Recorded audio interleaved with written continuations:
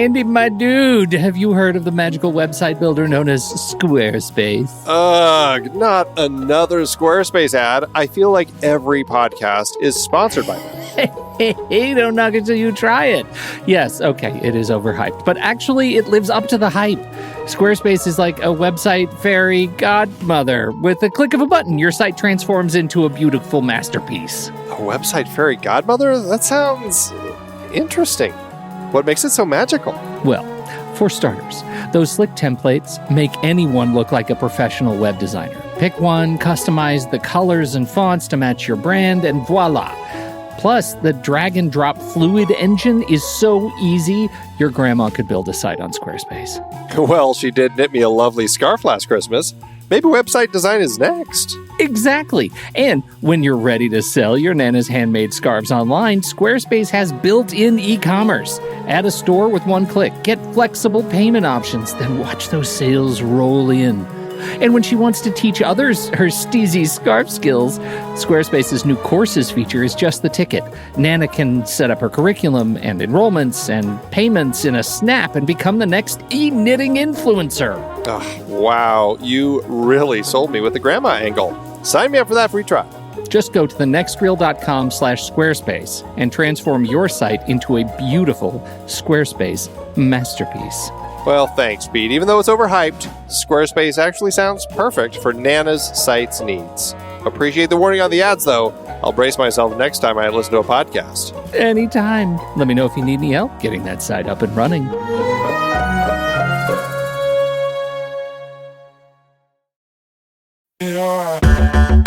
Andy, can you believe we've almost hit 700 episodes of The Next Reel? I know, it's crazy. And with all the other episodes in our family of podcasts, we are well over 1,200 episodes of movie conversation. It's really pretty amazing that we've gotten to have these in-depth movie chats every week for over a decade now. And we couldn't have done it without our loyal community of film fans. Their support over the years has meant so much. For sure.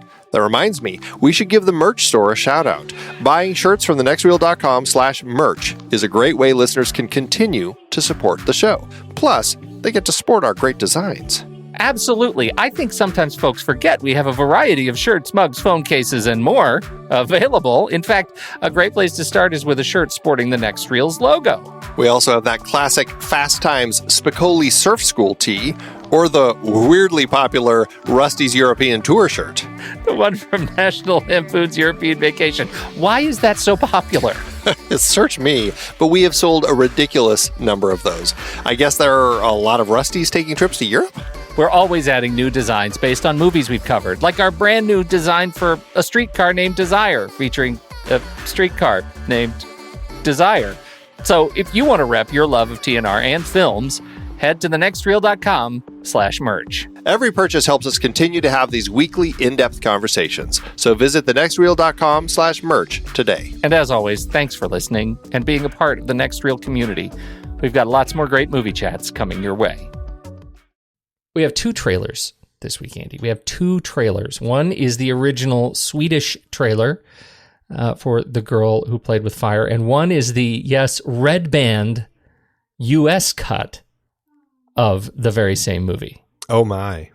Oh my. Much naughtier. You know what it is? It demonstrates once again that we in the United States are complete prudes. We are such prudes. Yeah, we are. It was like the same trailer. Well, and he drops the F-bomb in the Swedish trailer. Right? And not in ours. Like, what was it that made it red band in the U.S. trailer? No idea. Her naked back? I guess. I don't know. Was there a bloody face on that one? I can't remember where she's post grave. Maybe. I don't know, but it seemed to me that this looking at these two trailers side by side demonstrated completely to me that the Swedes are adults and we are children. We are. I hate that. And it's funny because the U.S. trailer also is so clearly done by U.S. trailer writers. It's so terrible. Now, the girl with the dragon tattoo will play with fire. It's like, oh, really? Did they really just do that? Light a match. Play with fire. Oh, and then the text, So of course, dumb. they framed her for murder. He must prove her innocence, but only she can take revenge. Fight fire with fire. Fire. Good grief. Good grief. This is like the worst example of U.S. trailer writing. It's so clear. So schlock. Yeah. This is not a trailer that would have gotten me into the theater. The only thing that would have gotten me in is the fact that it was the sequel to The Girl with the Dragon Tattoo. Yes, but it's interesting. It was awful. It was awful. It's hard to say what would have gotten me into the theater since I never saw this in the theater. I think you're right, though. It's just the act of having it a part of the Millennium trilogy, and I was so into the books that's what would have gotten me there. I saw this I saw all three of these in the theater, and it was really just because of the fact that it was all part of Stieg Larsson's Millennium trilogy. So I was quite excited to catch it. I was just not aware that they were even in theaters because I guess I caught the books so late. Well, and this was pre-children for me, so it was like right on the cusp of my first. No, sorry, I actually did have my daughter. It was just my son was like right about to be born. So I think we were in a period where it was easier to find a babysitter, though. So we were able to actually get over to the art house theater a little more frequently than we did later. Okay. All right. Well, so you have an excuse. I guess. The only thing that gives me more pleasure than just the fact that we're still talking about the Millennium trilogy is that we get to talk about my favorite Soren Starmouse. He's back. He's back.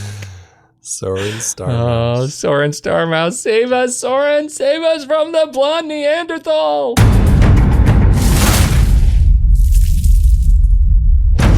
This year, one cinematic event captivated audiences across the globe.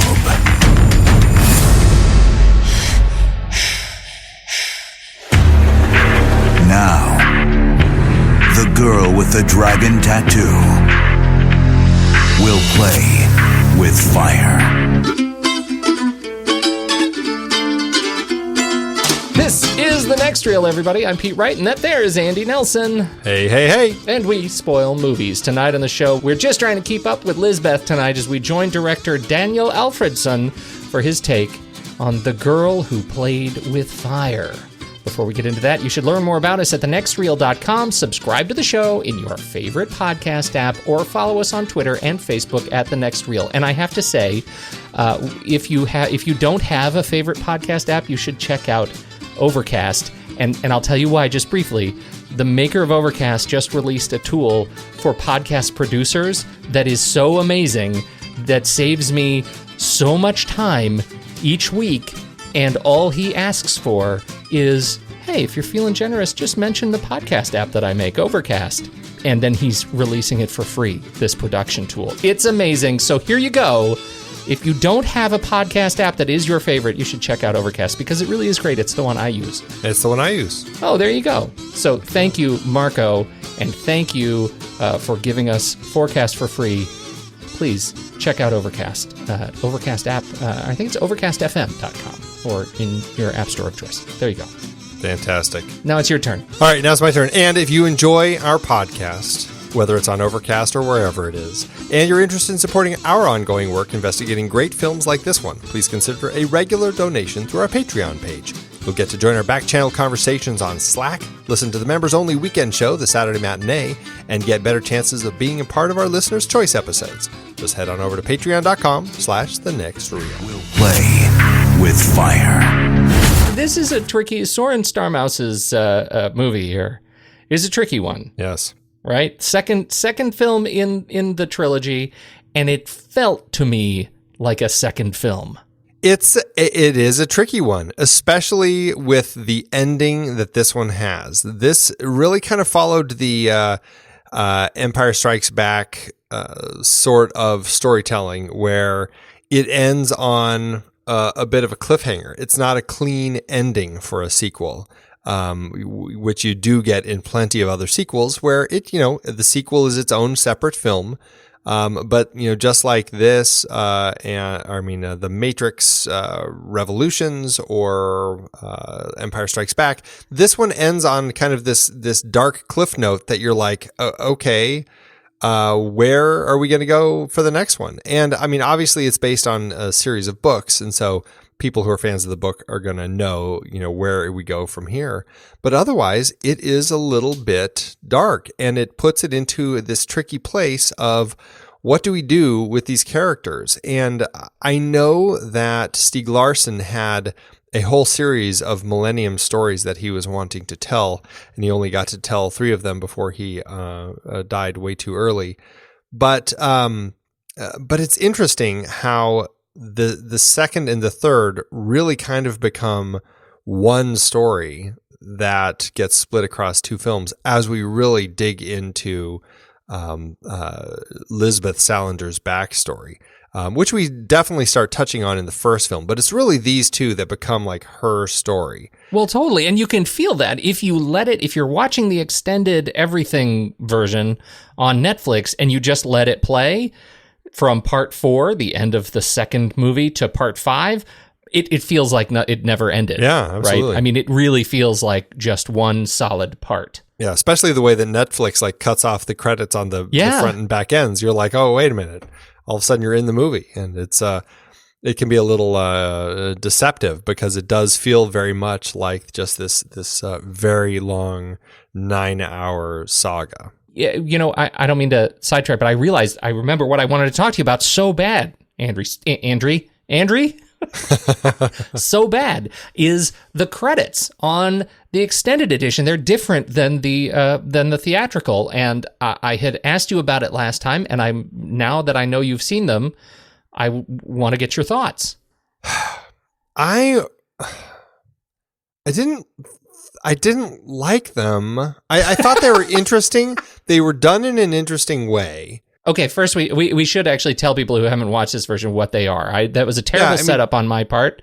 Right, way to go. Yeah, I failed. They're basically they're paintings of scenes from the film that are going to happen. So it really is very spoilery because you're getting little bits and pieces of what's going to happen over the course of the next 3 hours. And it's all the films, though. It's all because these same credits were on the first movie too, and so you see the motorcycle guy, and you see all of those shots were interesting on the first movie too. Yeah, so.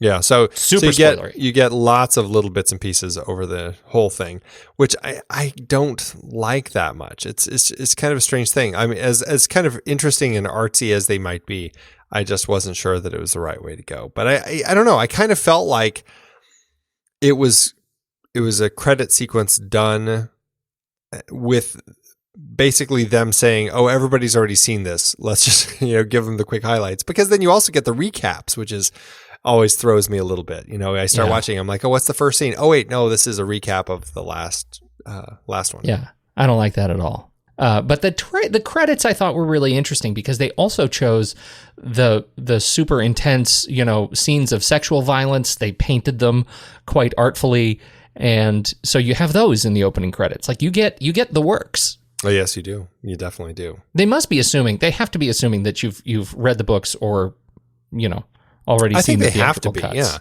Yeah. I mean, obviously it was hugely popular, so I think that they are just making the assumption that everybody involved or everybody who's looking at this has already is familiar with the story and what's happening. Well, I derailed you in your initial thoughts. But please continue. What was I talking about again? Well, we were talking about the trickiness of it being a second film, and you had a wonderful treatise on the comparison between this and Empire Strikes Back. I think I pretty much summed it up. It's a challenging chunk of story, and in this particular one, it's interesting because you've got this you've built this brilliant partnership between Blomqvist and Salander in the first film as they kind of come to this alliance and work with each other to solve this 40-year-old cold case, and now. At the end of that one, she leaves, she sees him, she's kind of, her heart's broken, and she goes off and now she travels the world. She hangs out in the Caribbean and with all of her money and kind of sets up a new life for herself away from everybody, including Mikael. And then he, through Millennium, the magazine, and this is where it really does feel like this is a saga of Millennium and the stories that they are telling kind of starts feeling like it's coming into play. The first one, I guess it's the Venestrom story, although that's kind of a very loose thread because mostly we're not involved in the magazine at all. But the second, by the time we get to the second one, now it feels like, okay, this is Millennium. This is what it's about. We are investigating sex crimes, the sex trade. They're importing women from Russia and or from, I can't remember where, and putting them into the sex trade. And it's this expose that Millennium's trying to do, and that is the crux of the story in this particular movie. Now, Mikael is trying to kind of dig through this with Dag, one of their new employees, and kind of like the first, it's weird because like the second film, they're like, okay, we're going to go back to some of the tropes that worked in the first story. Lisbeth is kind of trying to solve it on her own. She's kind of piecing these things together. Mikael's trying to piece it together. And finally, they start coming together midway through. Here and there, they never physically come together until the very end of the film. But they start coming together midway through, just through conversation and really just him finding her place. And it just kind of falls to some of those tropes. And so it works. I think the film, for the most part, I mean, it's a very interesting story. I really like it, but it does feel like they, like Stieg Larsson, when he was telling the story, went back to kind of some of the stuff that worked really well in the first time. I think so too, but what's more interesting even than that is it felt like it was presented in an even more pedestrian way in the hands of Daniel Alfredson. I found myself wandering and having to, I'd have to go back and watch sequences again to make sure I caught it. It felt like it was, there wasn't enough energy on screen, wasn't enough movement on screen. Even the most intense sequences, I felt like were presented in as proscenium and sort of bland, and I really struggled with it, and that surprised me, especially given the pedigree, the sort of family legacy that Daniel Alfredson comes from. His brother is obviously Thomas Alfredson, and he did one of my very favorites, the 2011 version of Tinker, Tailor, Soldier, Spy, in addition to Let the Right One In. I know you have thoughts on that, right? It wasn't one of my favorites. I thought it was really interesting, and I guess that's where I stand with it. I think that it worked for me because it was kind of an interesting take on the vampire stories, but I just didn't walk out of it loving it like a lot of people did. So, and his father is Hans Alfredson, an actor and writer, and it's sort of one of the legendary Swedish families, as I understand it, and so I found myself disappointed. I don't know if I went into it this time wanting, just with higher expectations. I didn't have a very strong memory of what it was like visually, and so I wanted it to be more. We had our friend of the show, Mr. Blomqvist in Slack, who had pointed us to this, that that Alfredson has some Swedish pedigree here, and so I went into it really wanting more than I feel like I got. I feel like maybe you're being a little hard on it, but at the same time, I also kind of agree with you. So I don't know if that makes me wishy-washy. It's you're wishy-washy, or you're just letting me take the fall. Yeah, I'm not quite sure what it is, but I feel like I watched it and I'm like, I get it. I can see that it is fairly pedestrian. But at the same time, like I was looking at this maybe through different eyes of low budget producer. There was a very limited budget that Daniel Alfredson had to work with when he put this together. It was like less than half of what Niels had when he did the first film. But it's the same length of film. And so putting my low budget producer hat on, I'm like, for considering what he had to work with, I actually feel like he moved forward pretty adeptly. And yes, there are times where it might feel pretty pedestrian, but I also felt like I did notice little touches. Like I felt like there were things throughout where I could see, he's trying to do something a little more with the limited time and budget that he had available to him. So maybe that's where I'm sitting. I can see your point, but I'm trying to appreciate the position that he was in.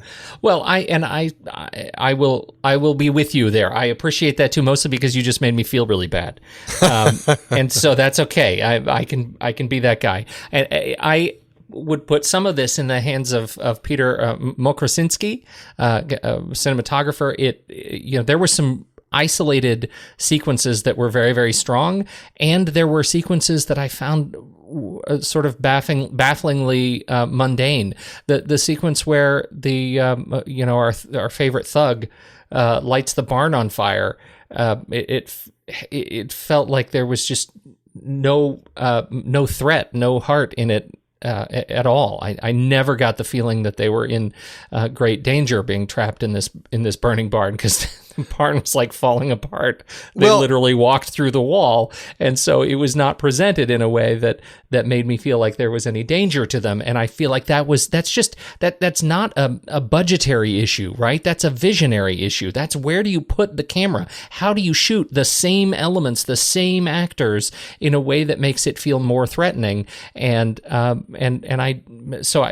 not sure that I buy the budget for time argument in these kinds of arguments. I feel like, I totally agree, because that scene, I felt like, I did not have a good sense of space. Like when he was inside, when Paolo was trying to kick the wall down, the flaming wall, was that the same wall that Niederman was outside watching? Like, yes. It was very confusing. Like, very is confusing. Niederman going to see Paolo and Miriam like walk out? It just, the setup was very poor as far as kind of giving me a sense of the space and how are they actually trying to escape? And it's that to that end. And they let Niederman drive off. Like, he drives off before the barn has fallen in. Like, you're going to try to burn somebody alive in a barn. You want to make sure that they're really burned alive in a barn. Right, you want to finish the job.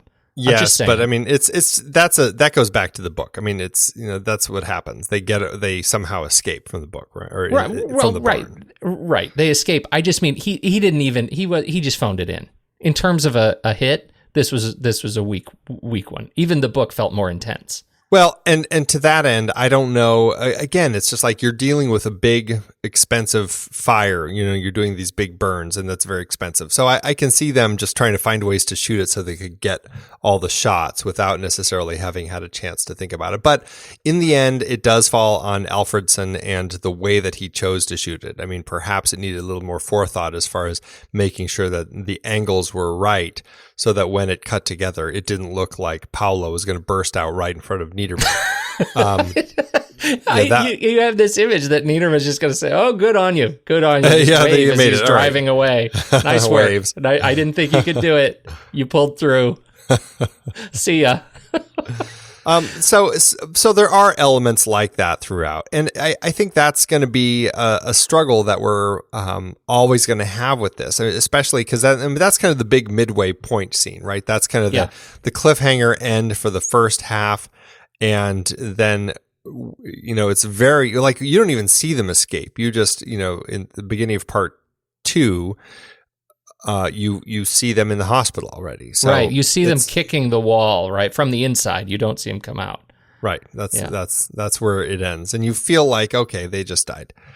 If it's going to be that midpoint thing, I guess I can see it working if you're watching it in the TV fashion. But theatrically, like, I was trying to remember how the theatrical cut played, because obviously those two scenes happen so quickly back to back where it seems like it's going to take all the surprise out, where you cut from them to all of a sudden now they're in the hospital. The other challenge that this one has, which you alluded to in the beginning, is this is trying to tie together parts of the world of Millennium that we didn't get to experience, because the first movie was so much about, Lisbeth and the story of the Vengers.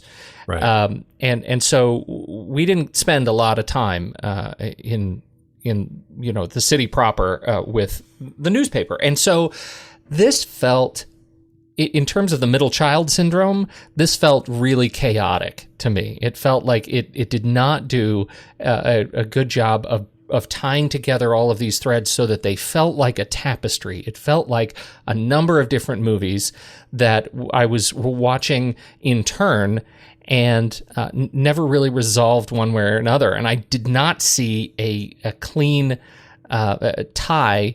I remember reading the book and I felt like, damn, Zala is her dad? No, that was stunning to me. And obviously I already knew going into this viewing that was the case, but there was no sense of emotional sort of urgency or surprise to that. And I think it's because I didn't feel like there was a solid connection from this sex trafficking story that we've been talking about with Millennium, and ultimately that the crazy theater irony, the cinema irony that she's actually tied in, that this is actually Lisbeth's family. Like it just felt like they did not sort of artfully present that argument on screen. Yeah, it comes out in a fairly flat way where it's like, oh, okay, it wasn't like the big Luke, I am your father sort of reveal. It's just this, it's Lisbeth's papa. And that's kind of it. It takes some of the that emotional build out of it. And even when you're with her as she's working on the investigation, trying to piece all this stuff together so that she can figure out why she's being framed and all of this, it doesn't, like, I get no sense of anything from her. And it's a struggle that I have with Lisbeth in this particular story is there's not much to it. I mean, I shouldn't say that. There are some great moments. Like, I think that the moment between her and Miriam, when she's giving Miriam the apartment, is a really touching scene where you kind of see her letting her guard down a little bit. I really enjoy watching her kind of, having that great relationship with Miriam. Miriam gives her the birthday present, just all that great stuff. I really love that. Likewise, the scene when she's with Miriam in the hospital. I think those two scenes just work so well. But when it's Lisbeth doing the investigation work, there's just nothing there. Like, I feel like she already knows everything. And that's kind of my struggle with this particular film. As much as I enjoy it, I feel like, she knows everything. All she doesn't know is where Zala is kind of my sense of it. And so it takes some of the thrill out of uncovering the mystery, because I feel like I'm just behind with Mikael trying to piece together what Lisbeth already knows, and she's being very coy about what she's going to give you, and so it's not as exciting a mystery to uncover, at least the way that it's portrayed here. You know what I found myself missing from the last movie? Sexy research. I know that it may have ended up coming off as sort of redundant in this movie, but that's one of the things that I felt like Dragon Tattoo is known for, is the research that goes in with the investigation, right? That we get to uncover clues, visual clues on screen that allow us to tie threads together of an investigation.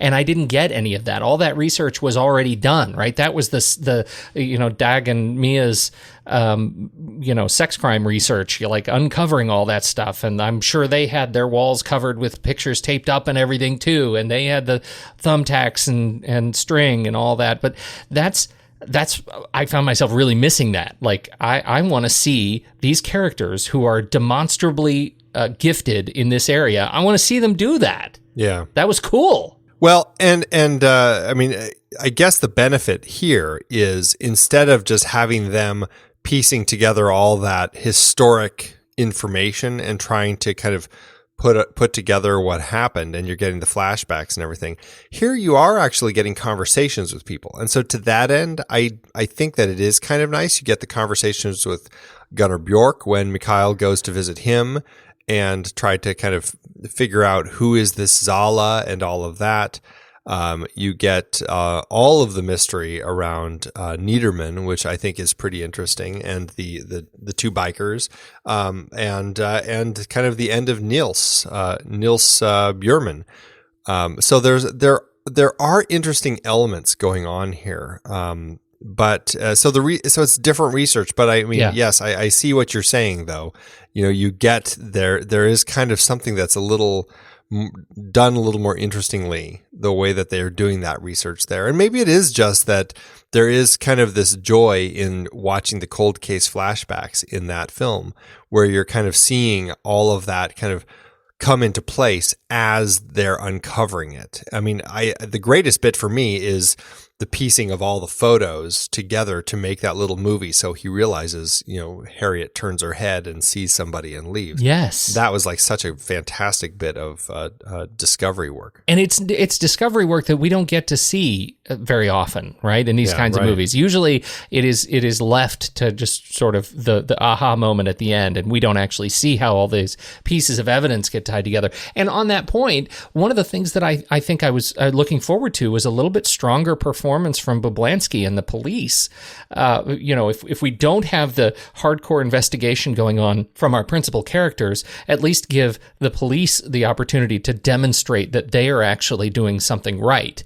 And in the book, we had much more of, there was definitely a conflict, but we had much more of sort of the investigation, the cat and mouse investigation. And I think in this film, Blomqvist was just left as kind of a byproduct and a buffoon. Well, and my recollection is there's even more of him here than there was in the theatrical cut, which is about an hour shorter.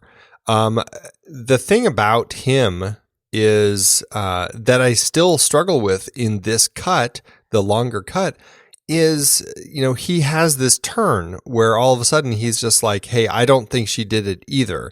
Yeah, out of the blue. And I'm like, where is this coming from? Because he was never on Mikael's side. He was always kind of, the one who Mikael didn't trust. And then all of a sudden he comes in and he's just like, oh, I didn't think she did it either. And I'm like, why is he all of a sudden, other than that he looks like a nice guy and I want him to be on their side. But in the story, I'm just like, it just kind of comes out of left field for me. Let's do the deep scene dive, Andy. Let's do it.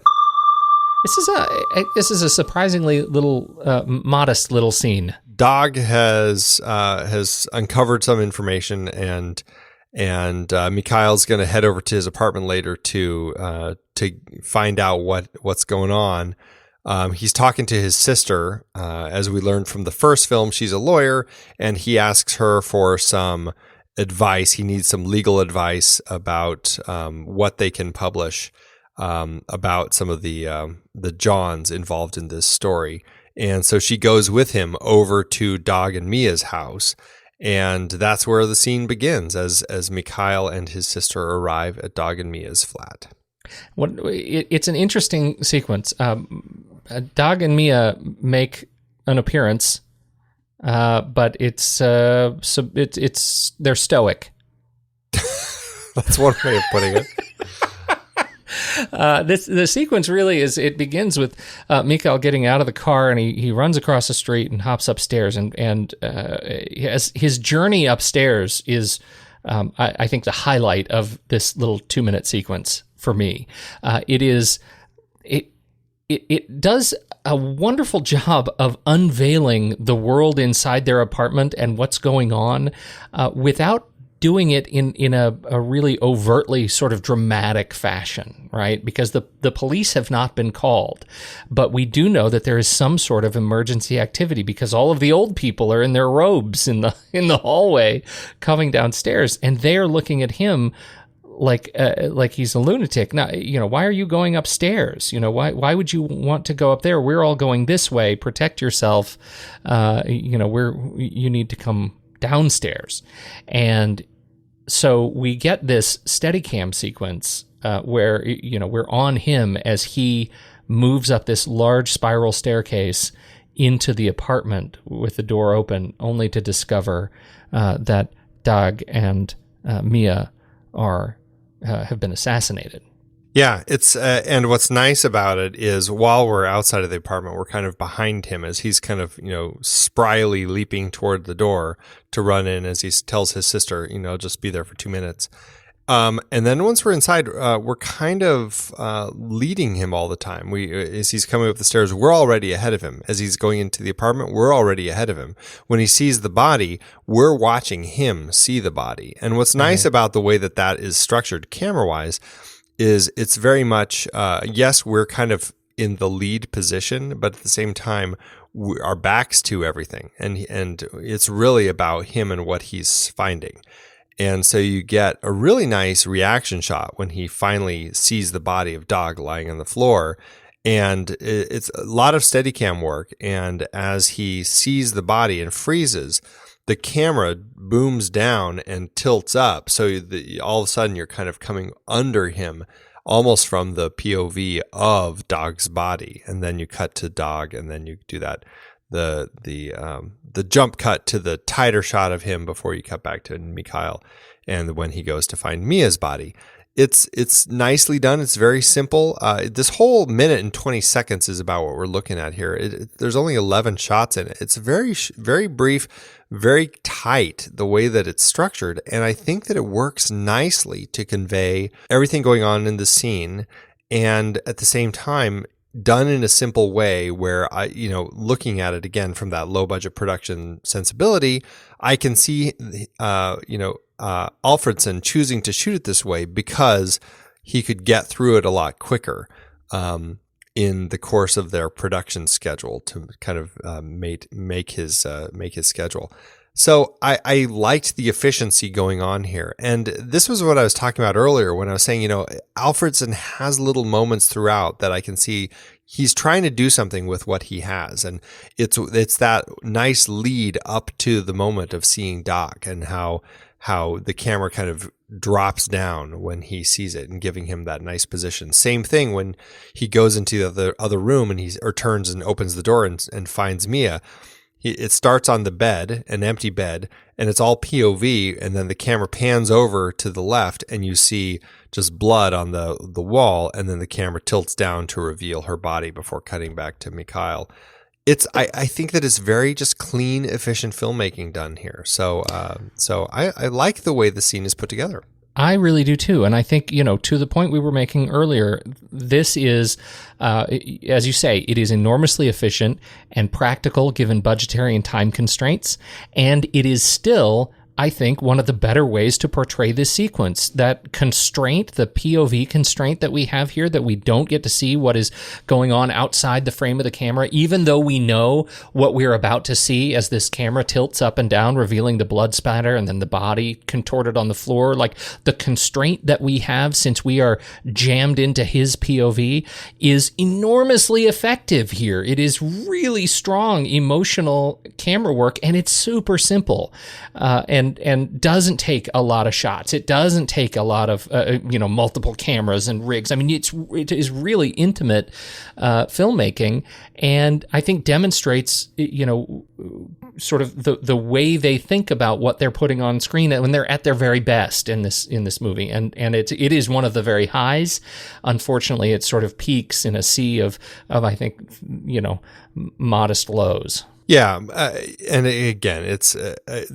In the world of kind of, shooting quick, you're going to get a few of these. You're not going to have a whole film full of great stuff like this. Yeah. But I do think that at least there's signs when I watch it that they are trying. Yeah. So I appreciate that. Well, and it makes me more curious to see the third section. I've only watched about 15 minutes of the third, the fifth part of 6, the third movie, and I'm more curious to see how they unravel the drama and in that movie, given elements like this. Yeah, I agree. I already mentioned the camera, Peter Mokrosinski, and his work of the Steadicam and effective use. Art direction, Maria Hard.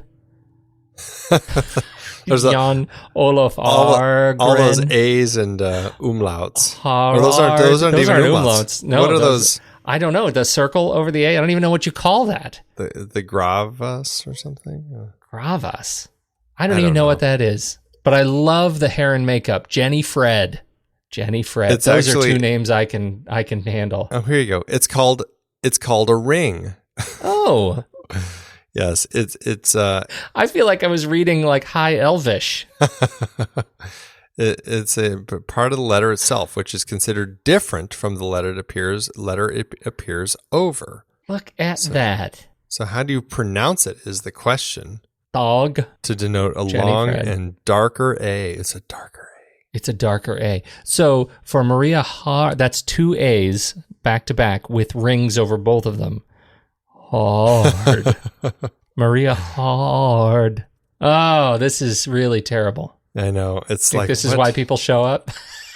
They do. They love hearing you try to speak in foreign tongue. It's so bad. Okay. All right. Well, enough about that. The art direction to me, it looked like a well-appointed, IKEA-appointed Swedish home. It did. And that's something I really, really enjoyed, actually, at a different point in the film when we see... When she moved into her apartment? When she moves in and it's all IKEA.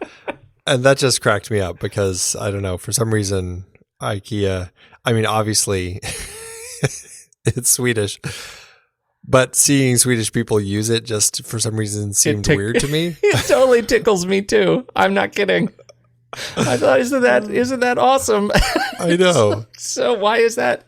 It's still such a novelty. I don't know. Do you have IKEAs there? We do.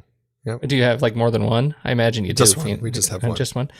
We have one. It's really far away from us, and so it's quite a novelty when we go. And so to see her unpacking those boxes, the frying pans and the everything, it really hit home. It was nice to see that she puts her IKEA furniture together just like we do. Just like we do. I use IKEA pillows, if I may throw a plug. I would be more than happy to be sponsored by the great IKEA organization. I am a big fan of IKEA pillows and bedding. If you haven't explored that, they're very, very well done. And I think great for warm climates or cool. We have quite a bit of IKEA product in our house. The dog, I think our pillows are Dragon Stockdoms.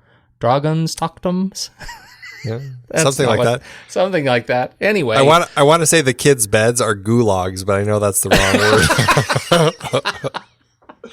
word. Actually, it might be the right word. It's like Gulag. Yeah, like I'll bet it has a ring on it. Gulag. Gulag. Yeah, I don't know. Oh, this makes me want to start learning Swedish. Just so I can pronounce hard right. Mm-hmm. And so hair and makeup, Jenny Fred, and costumes, Silla Rorby. So that's those are the principles for getting people to look like they do. I think they don't really linger on the dead bodies on this one. So, they look particularly horrifying, and then we move on. Yeah, I think everybody looks fine for the scenes. I really no issues. I mean, largely a lot of these people are the same team who came over from the first film with Nils Arden Oplu. But I don't think it's the same cinematographer, though. It was not Peter Mokrosinski, right? Largely, it still fits in the same world. And in fact, we don't get anything here, but I do think that they have some nice play with some of the flashback scenes to young Salander in the hospital, kind of that awful hospital green tint flashback bits that we have. Dragon Tattoo was Eric Kress. There you go. Yeah. But Jacob Groth did the music in both. This, we have very little music in this particular scene that we're looking at, but what we do get, and we don't talk about this too often, but it's really just that kind of like that tone setting that we have, that instrumental music kicking in right before the reveal of Dog. It's really right when Mikael sees the body, and all of a sudden you just get this tone that just builds a little bit as all these reveals happen, and it carries us pretty much to the end of the scene once we cut back to Annika out in her car as she hears the sirens coming. But it's nothing musical that you would listen to. You certainly wouldn't find something like this on the album. It's just like, a minute of mood. Well, and it works very well with the rest of the sound design of the sequence, which is absolutely, which is dramatic, and there's a nice sense of that sort of wonder in the beginning of the sequence, and then when we start sort of feeling like we're in his head. The sound plays very well. Carl Aga Hansen, Andreas Kongsgaard, and Ola Tannergaard. Mm-hmm. Not bad. Yeah. Well, they do a good job with it. Yeah. Editing by Matthias Morheden, and that is a new editor, and Osterud edited the Dragon Tattoo. And like you said, this is a sequence of few shots. This one, I was joking last week, this one really does feel like it was edited patiently. Well, and I think part of it is the story feels like it's not quite as grand in scale. Like that last one felt like there was a lot of stuff going on with the Vangers. I mean, there's so many Vangers and the history of the Vangers and their corporation and all of that stuff going on with him, with Lisbeth, with Venestrom. I mean, there's just so much stuff going on. This one felt a lot more straightforward, I guess. Mostly it was just kind of about Sala and this ring of sex slaves, basically, that they have, and everybody's trying to stop them. It seemed a lot more simple. Obviously, we're still getting a lot of flashes to Lisbeth's past and stuff like that, but it doesn't feel as complex. The script of the movie was by Jonas Freiberg. I wish that I had read these books more recently so I could really compare what Freiberg did with the book in the adaptation here.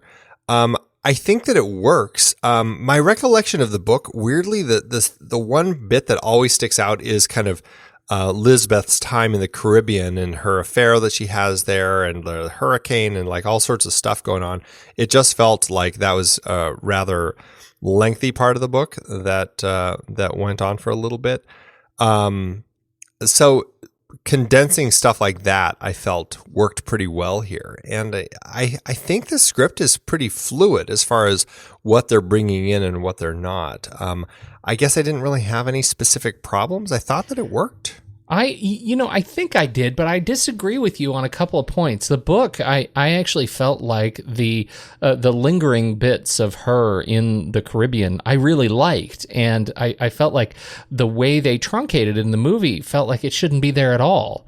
I didn't have a good sense when she is, buying all this property and, what is she doing with her money, moving the money around. It wasn't clear to me in the movie what they were trying to teach us about her activities. And I felt like I wanted more. I wanted a little bit more depth and a little bit more foundation in what her character's intentions were in the first hour of the movie, let's say. And as a result, to me, it felt like a different movie. Again, I guess it goes back to what I was saying earlier, that this feels like so many different movies jammed that I'm watching in parallel. But that's so each individual sequence I think was fine. I just felt like the overall scaffolding of the film was lacking a little bit. I can see that. I guess what I was talking about was just all the relationships that she had. You're talking more about specifically the her move back, her kind of creating this foundation with her new place and all of that sort of stuff, right? Well, and it felt like there was more motivation they wanted us to get out of how she was using the Wennerstrom money, and what she was investing in, and they were doing it with very little background, very little sort of definition. And so most of her stuff there felt blurry, where in the book, I enjoyed the relationships, I enjoyed the tone setting, I enjoyed the way they were talking more about the mechanics of what she was doing there and why she was doing it, and it made her return to Sweden make more sense to me. But again, I'm with you. It has been a long time since I've read the book in detail. I'm only just sort of flipping through it to get ready for the show. So, maybe I'm missing something there. But this is the challenge of, I think, again, the middle child challenge and a complex story, multifaceted story. Definitely, yeah. Yeah. I mean, and Daniel Alfredson, I think... I don't know if I have anything else to say about him other than I think that it was, again, Niels did not come back to direct the second part. I'm not sure exactly what the reasoning is for that. I don't know why, but that's another thing. I mean, this is, Daniel is largely stepping into this, not having been a part of the first film. And so he comes in to do parts 2 and 3 relatively back to back, but on the heels, because all 3 of these films, we have to remember, were kind of done at one time. And so I'm guessing that Niels was just largely off in the editing room trying to cut the first film to get it ready to go out while Daniel was in production on the second and third films. That's the only thing that I can really understand might have played out, but I don't know. It piques my curiosity as to what's the backstory with all of this. That is a crazy schedule. I can't even imagine. it's a lot of work to kind of cut all this together. I mean, Numi said, like we talked about last week, she was doing this for a year and a half. She was kind of in the head of Lisbeth Salander. So pretty intense. That is just crazy. We do have some other cast and crew to talk about. Lena Andre as Erica Berger. Yeah, a much bigger role this time. It was nice to see a little bit more of her. I think that she works really nicely as Erica. I think she does too. She's great I love watching her at work. Yeah. You know what I mean? I mean, there are some things where we get her in her relationship, she's fine, but she is a perfect publication editor. I just absolutely buy her. Peter Anderson is back as Niles Bjorman briefly. Yeah, what's nice about that is just kind of the continuation of that dark story and seeing kind of how it kind of unravels and ends. It's pretty dark ending for him. And what's funny is he died in this, and in my head I could have sworn that he was still around in the third one. So it actually was a nice surprise for me to see him turn up dead, because for some reason I thought he lasted longer. You were just ready for him to be gone? Is that what you're saying? You wished him dead? He's a tough one. And thus it happened. I've never liked the plot point, right? Just the beat that she uses his gun and then puts it down on his own banister or his own bookshelf. I've always hated that. That is, I just think she's smarter than that. It feels very much like, a writer trying to come up with the way to make the story work, Yep, that has always felt weak. A real strength in the film, though, is Yasmin Garbi as Miriam Wu. I thought she was fantastic. I loved every bit. You think she's just she comes off in the beginning as more of a lightweight character, but boy, she just ends up being a fascinating character to watch sort of blossom as we see her without the benefit of having Salander around. What's great about her is, because she's fantastic in this film. She's got a much bigger role than the dragon tattoo. And what's great about that is, again, this was clearly a team of people who said, we're going to shoot this trilogy. So Yasmin, you're going to have a very small part in the first film, because you're going to have a bigger part in the second film. But I like that, how they actually went to the lengths to build this world. And even if you're getting a small part in one, you're going to have a bigger role in the other. And so it worked really nicely. And she really brings it to the forefront here. Georgy Stakov as Zala, the aforementioned big bad. Papa. Yeah, he's just a terrible person. And it just frustrates me to no end that he's left alive at the end of this. It's like, ugh. I mean, he should be dead. He definitely should be dead. We talked about the flashbacks earlier. I think one of the great strengths in this movie is that we do get more flashbacks about her and her relationship with her father, which I was interested in. I felt like when we finally met him, he was underwritten. I wanted more from him, and he wasn't as diabolical as some of the worst of the worst in the movie, I feel like their ultimate confrontation when she goes after him with the axe, like she definitely felt like she was at her worst, and I wasn't convinced he was. I don't know, maybe I just needed him to be hacked. But I mean, there is something there. I mean, he doesn't get many scenes, and I think that might be a little bit of a disappointment as far as what we get from this notorious Zala, who's this big criminal mastermind, right? We don't get that fantastic scene that we had with Martin at the end of the first film, where all of a sudden all of Martin's awfulness is revealed. Here we just get him sitting down and having this conversation with her. And sure, I mean, they take her outside to shoot her and bury her, which is pretty awful. But you're not getting anything else in his world. You're not seeing any other scenes of him doing awful things and everything. And so I felt like I could have used a little bit more of that throughout. Or even toward the end, once she kind of uncovers him, is there something else that's happening? But it works. I think it's fine the way it is. But yes, I agree. It could have been stronger. But that being said, I think that Mickey Sprites as Niederman is just, I think he's great. He's just terrifying in all of his brutish strength. I really like Niederman as kind of the sidekick. Oh, yeah. No, he was terrific, and I think he's, in spite of the fact that he totally failed on the barn burning thing, he was a great guy, and they gave him just the right gift, right? And I can't remember what it was called.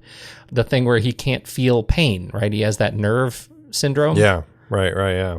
I forgot to write it down. Yeah, me too. But it was, it's that thing that you hear about that, and, people who, this is a real thing where, if you can't feel pain, you put your hand down on a stove, you only know that you're burning when you smell burning flesh. And so this is a guy who just really knows how to take a punch, and happens to also be like 7 feet tall and massive. And so he makes for a fascinating kind of mindless thug. He's kind of like, he's Jaws, right? Exactly. To put it in Bond parlance. But I find him actually a little bit more terrifying because he never looks terrifying. Yeah, and there's something about him that is so stinking familiar to me, and I can't ever figure out what it is, because I've gone through his credits, and it's nothing that he's done.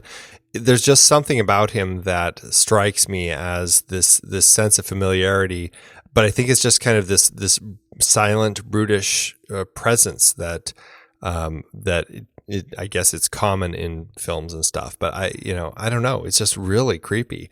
And I think he just plays it really well. I like the way that he is this silent force, and it's really scary. You gotta go. I mean, gotta go look at his pictures without the blonde hair and smiling. Yeah, right. It's amazing. It's amazing. It's not the same guy. No, it's totally different. It's like crazy. Very different. Very, very different. How'd this do in awards season? It didn't do as well as its predecessor. It did okay at the Guldbagge Awards, the Swedish Academy Awards. It was nominated for Best Cinematography. Here, it was nominated at the GLAAD Media Awards for Best Film.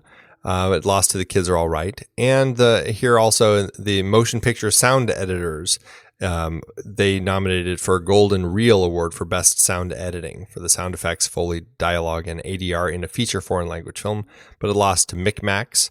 But remember, these all came out in the same year, so it actually was competing against Dragon Tattoo. So it's possible that they just canceled each other out. There's like a break in the time-space continuum. Yes, they cancel each other out. Obviously, we've been talking about Dragon Tattoo, the Millennium trilogy. We have the remake of the first one, and we talked a little bit about the remake of the second two being stuck. Did we learn anything new? I don't think they're stuck. I just don't think that there are any updates other than what we last saw with, what's his name? That they've been effectively dropped. No, I mean, they're working on it. No, well, Fincher's, yeah. The Fincher remakes, those have been dropped, yes. Mm-hmm. I was thinking of the production going into the other two. When you said the other two, I was thinking of the other two. The spider's web and the girl with an eye for an eye or whatever. Yeah. Those ones, I think, are all moving forward pretty fluidly at this point. Forward to that. How about the budget? Now, you already mentioned that this thing, he had a much smaller budget to work with. How did that play out in the box office? Yeah, I mean, like I said, Alfredson had only budgeted about 4 million euros, which is about 5.9 million or 6.6 in today's dollars.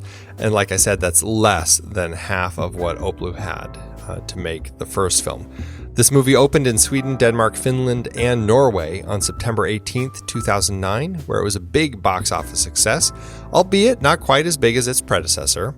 It did finally open in the States on 3 times as many screens as Dragon Tattoo, which I thought was pretty interesting, on July 9th, 2010, opposite Despicable Me and Predators. The movie went on to make $9 million domestically and $61.6 million internationally, raking in a total in today's dollars of $79.2 million.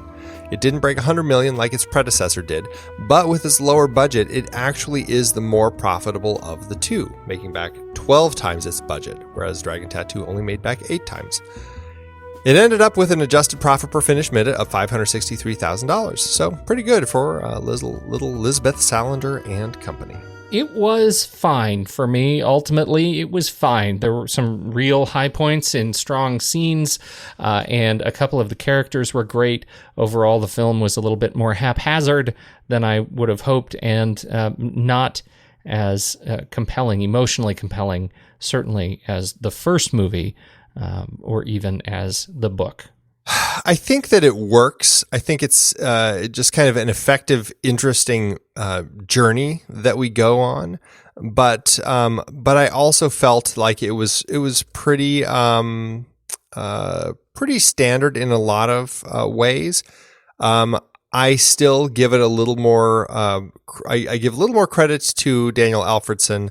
I think that there was some stuff that he was doing. You know, the more I think about it, I don't know if I honestly can't remember the books well enough, but so I don't know if I can attribute it to Stieg Larsson or if I'm attributing it to the person who's adapting the script here, Jonas Freiberg. I did feel like there were a lot of things that just felt like a lot more obvious and overt choices, like the bad cop who is just so obviously against Miriam and lesbians and all that. It's just like, oh, geez, I wonder who the bad guy is. I wonder who's the one who's spilling the beans to the press. Like it was so overt that it was just kind of painfully obvious when it was revealed that he's the one who's doing it, right? Yeah, it was. But you know what's funny? My memory of that in the book, and maybe this is just jaded because of how I felt about it in the movie. My memory of it in the book is that he was actually even more repulsive, and yet you never really believed that he was the bad guy. And so it was a surprise because we thought he was such an ideologically bad person, not that he was actually a bad cop. You know what I mean? Well, yeah, I mean, and that could be. I honestly just don't remember it from the book. That's why I can't really say if it's Stieg Larsson who has the problem with the way that he's writing. I mean, obviously he has, this thing about men who hate women. Yeah. So was it just a continuation of that, or is it just bad writing and turned it into an obvious trope, right? Yeah. I don't know. But there are just a lot of, obvious tropes that I thought that they were pulling here. Like when Paolo is following Niederman and, he goes to call and all of a sudden the cell phones aren't working. And it's just, there were a lot of little moments like that. I'm like, of course the cell phones don't work here. It just seemed like standard stuff. It's still an enjoyable film. I really enjoy it. Don't get me wrong. But I just felt like there was a little bit more standard stuff happening throughout. I think it's time for us to rank it. All right, let's do it. Head over to flickchart.com/thenextreel. You'll see all the movies we've talked about on this very show. We're going to add this one to it and see how it stacks up on our list. You can just swipe over in your show notes in your podcast app of choice, maybe Overcast, and you'll see the link. You can just tap on the link to Flickchart, and it'll take you right to the movie. First up, we have The Girl Who Played with Fire, or Oh Brother, Where Art Thou? Oh Brother. I'm going to say Oh Brother. The Girl Who Played with Fire, or The Adventures of Baron Munchausen. I'm soft on this one. Yeah. I'm probably Munchausen, but I could go either way. I have problems with Munchausen, but I feel like I'm going to say that just because of the imagination in it. So I'm going to go that way. All right. The Girl Who Played with Fire, or hey, look at that. Jumping back to our Swedish Listener's Choice episode, The Immigrants. Also with Daniel Alfredson's father, who played in that film. I'm going to say The Girl Who Played with Fire. I'm going to say The Girl Who Played with Fire. Next up, The Girl Who Played with Fire, or From Hell. Fire and Hell, Pete. Which direction do you go? I'm going to go to hell. All right. I am... I will be very surprised if you don't go to hell. Would you? Yes. I'm going to say From Hell. I really did find a lot to enjoy in that one. The Girl Who Played with Fire, or Defending Your Life. I will take The Girl Who Played with Fire, please. Me too. All right. The Girl Who Played with Fire, or Black Christmas. Girl Who Played with Fire. Yes, indeed. I did enjoy Black Christmas, but yeah. The Girl Who Played with Fire, or Post-Mortem, everybody's favorite mortuary comedy. I'm going to say The Girl Who Played with Fire. I am too. All right. Well, that leaves it at 270 out of 329. That's interesting. That's actually lower than I expected it. It's lower than it ended up on mine. Out of 1,005 movies, it hit 509, which is just right smack in the middle. Well, it's got some tough choices at the top, and so I think that's why it struggled a bit. But it still is an enjoyable film, and I think it's in a spot where a sequel like this that struggles a little bit is probably going to end up. So I'm okay with that. One of the things I didn't mention or I didn't talk about, we talked about this as the origin story last week of this sort of vigilante feminine hero, and I actually, that's an element of this film that I did like. I like how they portrayed her. I like how they showed her in the makeup, right? She takes on the mask, and I found that a really nice treat as she is torturing that guy, hanging him up in front of his daughter in the middle of his living room. I thought that was fantastic, and so I just like the development of that part of her, continuing her sort of origin story. So that was nice. Even with the clown makeup? Even with the clown makeup. Well, this one ended up at 810 out of 3884 on my chart. So it's a pretty good spot, all told. It's not quite 80%, but it's pretty high. I do enjoy watching it. What are you going to do for this for your Letterboxd pick? Letterboxd.com/thenextreel. I struggle with this one, but I think I'm at a 3.5 with this one. I am at a 2.5, but I'll give it a heart. And so I think, what does that do for us? Takes us to a 3 with a heart? 3 with a heart, yeah. That's where we land. I'll give it to it. This was good. So that means next week we're going to wrap up this original Swedish trilogy, right? Next week we're finishing it up with The Girl Who Kicks the Hornet's Nest, or what was the fantastic Swedish title? I know we're probably going to talk about it next week. It is the Castle in the Sky That Blew Up. Oh yeah, I remember that. Luftslottet som sprangdes, if I can try my hand at that title. Now, I was reading about this. Luftslottet is actually a Swedish idiom which literally means the air castle, but figuratively means a pipe dream. So that might help if you know that it's not necessarily a literal title. I'll take it. So it's like the end of the pipe dream, right? Yeah, right. The end of the pipe dream. That's a good way to end the trilogy. Yeah, I think that works. I'll buy it. Well, this is a great, another great conversation, Andy. I appreciate your time, as always, sir, because when the movie ends, our conversation begins.